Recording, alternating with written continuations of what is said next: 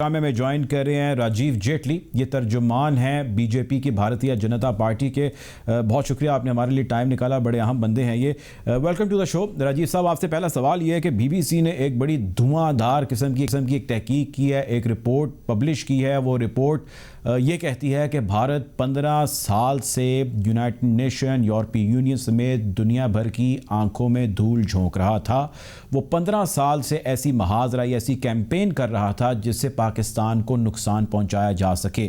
धोखाधही के ज़रिए वो मुख्तलिफ NGOs थी, धोखाधही के ज़रिए मुख्तलिफ नेटवर्क थे, मीडिया हाउसेस थे, मुख्तलिफ न्यूज़ एजेंसीज थी, जिनके ज़रिए सोशल मीडिया के ज़रिए, बहुत सारी वेबसाइट्स के ज़रिए एक नैरेटिव बिल्ड कर रहा था। और उस नैरेटिव बिल्ड करने की कहानी बहुत कुछ कहती है, उसकी डिटेल में हम बाद में जाएंगे। सबसे पहले आप मुझे ये बताएं, इस रिपोर्ट पर आप क्या रिस्पॉन्ड करेंगे? देखिए, फ्रैंकली मुझे अभी रिपोर्ट आपके सोर्सेज से ही पता चली है, मैं अपडेट नहीं था। लेकिन मैंने जिस रिपोर्ट को पढ़ा, उस रिपोर्ट में बिल्कुल क्लियरली मेंशन किया है कि इसमें गवर्नमेंट की कहीं कोई इन्वॉल्वमेंट नहीं है, लेकिन एक प्रिज्यूम किया गया है एक एजेंसी के द्वारा, जो एजेंसी अपने आप में कोई अथॉरिटी नहीं रखती है किसी के ऊपर इस तरीके के एलिगेशन लगाने की। उसने अपनी एक रिपोर्ट सबमिट करी है और खुद ही क्लेम किया है, खुद ही बताया है कि किस तरीके से इंफॉर्मेशन को मिसयूज किया गया। और उसी रिपोर्ट के अंदर इस बात को भी कोट किया गया कि इसमें गवर्नमेंट ऑफ इंडिया का कोई रोल नहीं है। और गवर्नमेंट ऑफ इंडिया जहां पर इस अपने जो डेटास को प्रोड्यूस करती है, वो यूनाइटेड नेशन होता है, वो यूरोपियन यूनियन होता है। और यूरोपियन यूनियन और यूनाइटेड नेशन इतने छोटी एजेंसीज, इतने छोटे अथॉरिटीज नहीं है।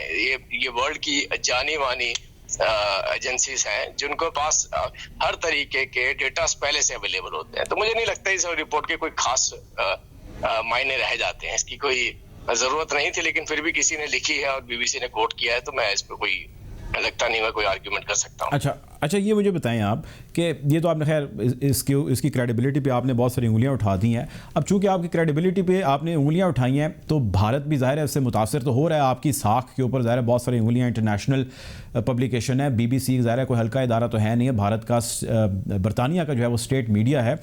ये मुझे बताएं, अब आप करेंगे क्या इनके खिलाफ? कोई किसी कोर्ट के अंदर जाएंगे, कोई नेशनल, कोई इंटरनेशनल, क्या करेंगे आप? सू करेंगे इनको? क्या स्टेप लेंगे आप?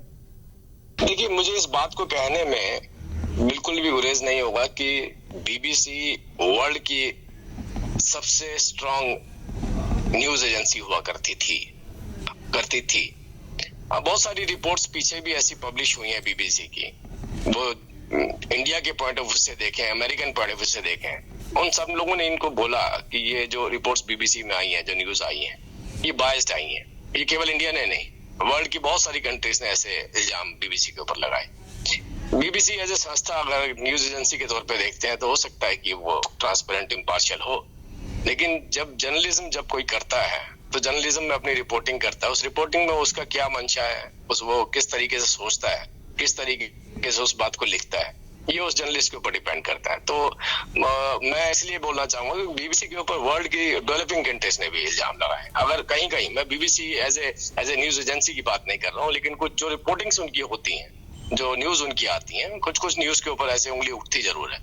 तो अब वो BBC को कह देना कि BBC ने इसमें कोट किया है, BBC ने नहीं, जिस भी जर्नलिस्ट ने उसको कोट किया है, उसकी इस न्यूज के ऊपर विश्लेषण, मतलब एनालिसिस होगा और उसका जो भी निष्कर्ष, जो भी उसका सोल्यूशन होगा, वो जरूर जेटली साहब, उठाए जाएंगे। जिन 2 जर्नलिस्ट ने इसको रिपोर्ट किया है, उसमें से एक जर्नलिस्ट भारतीय हैं, वो भारतीय जर्नलिस्ट हैं। और आपने तो ये कह दिया कि BBC जो है वो क्रेडिबल नहीं है, या BBC पे पहले ऐसे बहुत सारी उंगलियां उठती रही हैं। मैं आपकी बात समझ गया। अगर आपकी बात को मैं दुरुस्त तस्वुर कर भी लूँ, तो आप अब क्या करेंगे? आप BBC पे सू करेंगे इंटरनेशनली, नेशनली? आपने करना क्या है, उसका जवाब दें। या तो कहीं कहीं रिपोर्ट दुरुस्त है या कहीं गलत है। अगर आप कह रहे हैं गलत है, तो फिर आप बताएं कि आप एक्शन क्या लेंगे BBC के खिलाफ। अंडरस्टूड है कि जिस एजेंसीज को कोट किया जा रहा है, यूनाइटेड नेशन को, EU को कोट किया जा रहा है, यूनाइटेड नेशन और EU को ये बताया जा रहा है कि उनके पास ये इन्फॉर्मेशन नहीं है। तो मुझे बड़ी हैरानी की बात है कि कोई एक एजेंसी, क्योंकि वर्ल्ड के अंदर ऐसी बहुत सारी एजेंसीज हैं, इटालियन एजेंसीज भी ऐसी हैं, जिन इटालियन एजेंसीज को इटालियन कोर्ट ने ही पनिश किया है। तो अगर आपकी कंट्री आपकी रिपोर्ट को ही फॉल्स मानती है, गलत मानती है, और लगता है कि वो कहीं ना कहीं बायस्ड होकर की जा रही है, और उसको पनिश भी किया जाता है, गिल्टी भी पाए जाते हैं, तो इससे आप अंदाजा लगा सकते हैं कि। अच्छा, ये बताएं जेटली साहब कि ज़ाहिर अभी हमने जिक्र किया बीबीसी का, तो बीबीसी एक बहुत बड़ा इदारा है, बड़ा नेटवर्क है, दुनिया के बहुत सारे ममालिक में वो मौजूद हैं। उनकी ख़बर एक अहमियत रखती है, इसकी ट्रांसलेशंस बहुत सारी लैंग्वेजेस में हो रही हैं इस खबर की, उर्दू समेत, हिंदी समेत और बहुत सारी लैंग्वेजेस हैं जिसमें इस खबर को ट्रांसलेट किया जा रहा है, इस इंकशाफ को दुनिया के सामने लाया जा रहा है। आपको लगता नहीं है कि आज आप एक बहुत कमज़ोर विकेट पर खड़े हैं इस खबर के आ जाने के बाद? मैंने थोड़ी देर पहले आपसे कहा कि वर्ल्ड की डेवलपिंग कंट्रीज और just not countries, government of those countries, उन्होंने इल्जाम बीबीसी के ऊपर लगाए, हमने नहीं लगाए हैं। और उन कंट्रीज ने इल्जाम लगाए हैं जिनका ब्रिटिश के साथ बहुत अच्छे संबंध है, जिनके बरतानिया के साथ बहुत अच्छे संबंध। अगर वो इस तरीके के इल्जाम लगा रहे हैं तो उसका अंदाजा आप लगा सकते हैं। तो मैं ये नहीं कह रहा हूँ, मैंने फिर भी आपको बोला कि BBC as a news agency एक अच्छा प्लेटफॉर्म रहा है पूरी दुनिया का, मजबूत प्लेटफॉर्म रहा है। किसी का भी ड्रीम होता है कि मैं बीबीसी पे जाकर के जॉब करूं, किसी भी जर्नलिस्ट का। लेकिन यहाँ इश्यूज बिल्कुल अलग है। पीछे लगभग 1 साल से आप कुछ रिपोर्टिंग देखेंगे तो बहुत बायस्ड रिपोर्टिंग है। उसके बाद बहुत क्वेश्चन भी उठे उन रिपोर्टिंग्स के ऊपर कि किस तरीके से आपने लिख दिया। अभी पीछे ही एक ऐसे सज्जन, एक ऐसे व्यक्ति थे जो जिनकी मदर जो है वो भारत से है और उनके पिता पाकिस्तान से हैं। उनकी भी एक स्टोरी ऐसी आई थी जिस स्टोरी में बहुत बवाल मचा था। उनको बताया गया था कि आपने जो स्टोरी लिखी है इसमें बिल्कुल भी कोई फैक्ट नहीं है, ये गलत स्टोरी आपने छापी है। और इस बात को एडमिट भी करना पड़ा किसी स्तर पे जाकर, किसी लेवल पे जाकर।